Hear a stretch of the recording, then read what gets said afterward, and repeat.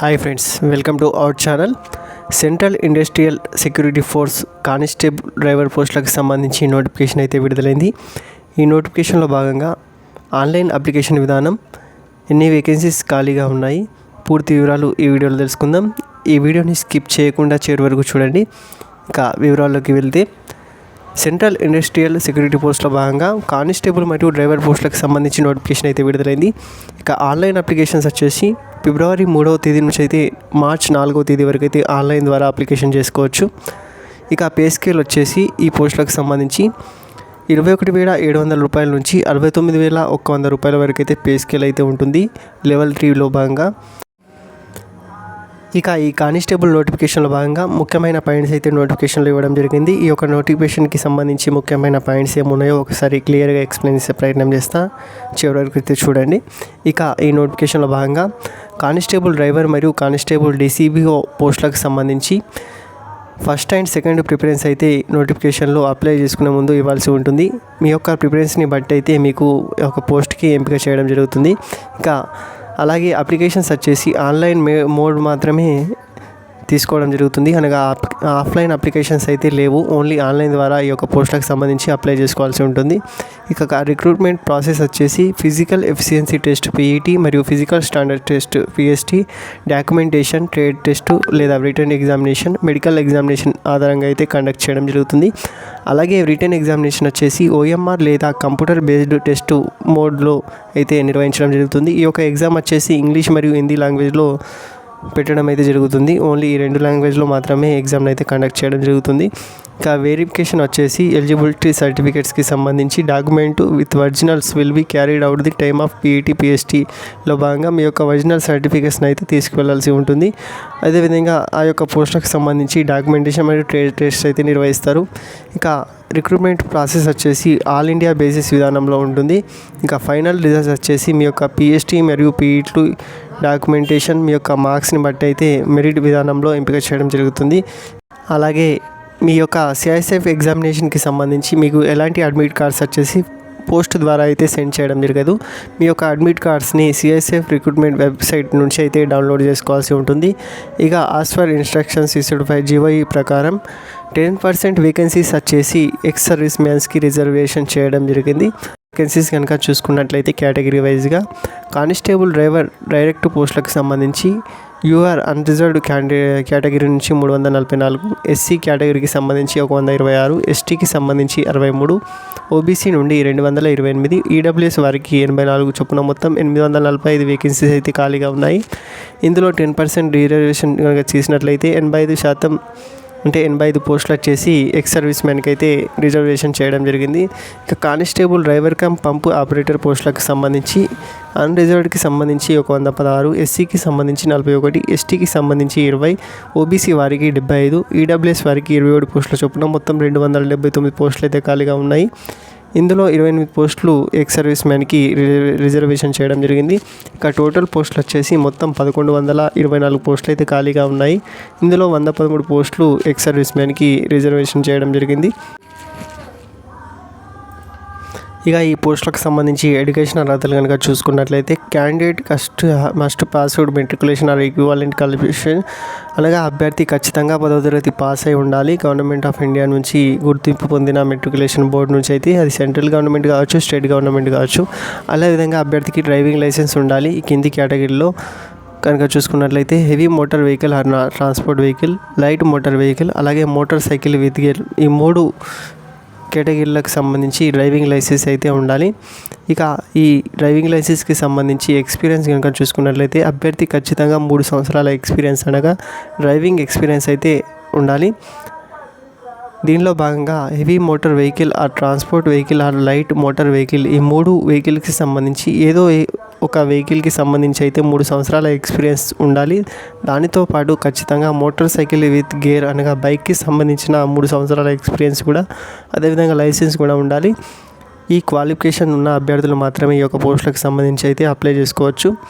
ఇక కానిస్టేబుల్ ఈ పోస్టులకు సంబంధించి ఫిజికల్ స్టాండర్డ్స్ కనుక చూసుకున్నట్లయితే జనరల్, EWS, SC మరియు OBC అభ్యర్థులకు సంబంధించి 167 సెంటీమీటర్ల హైట్ ఉండాలి. అదేవిధంగా చెస్ట్ వచ్చేసి మినిమం 80 సెంటీమీటర్స్ ఉండాలి.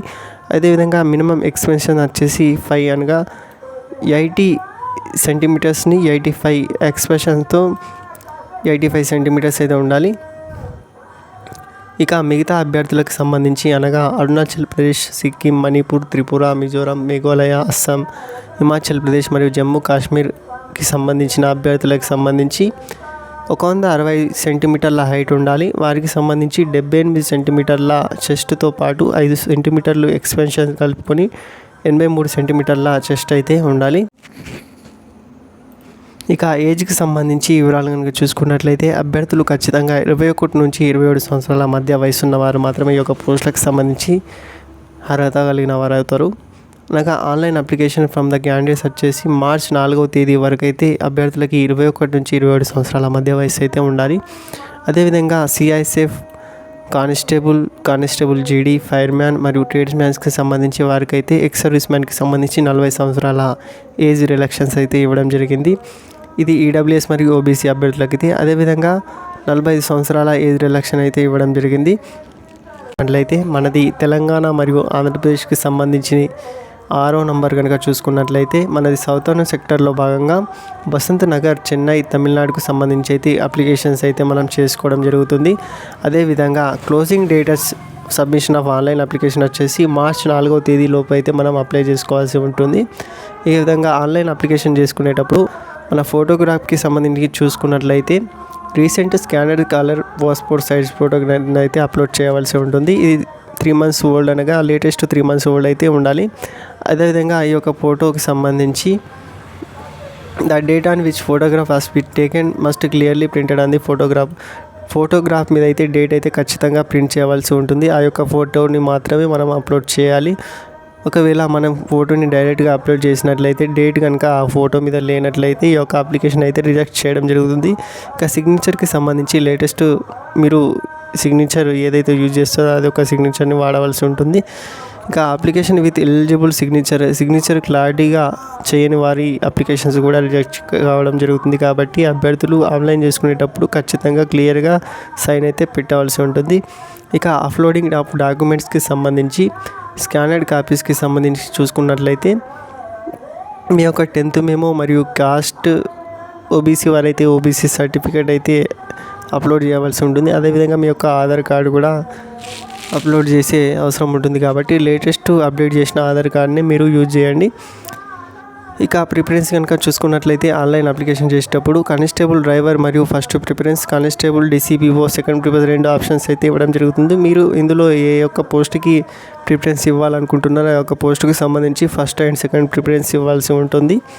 ఇక అప్లికేషన్ ఫీకి సంబంధించి 100 రూపాయల అప్లికేషన్ ఫీజు అయితే చెల్లించవలసి ఉంటుంది. ఇది యూఆర్ మరియు ఏఆర్డబ్ల్యూఎస్ అండ్ ఓబీసీ అభ్యర్థులకు సంబంధించి.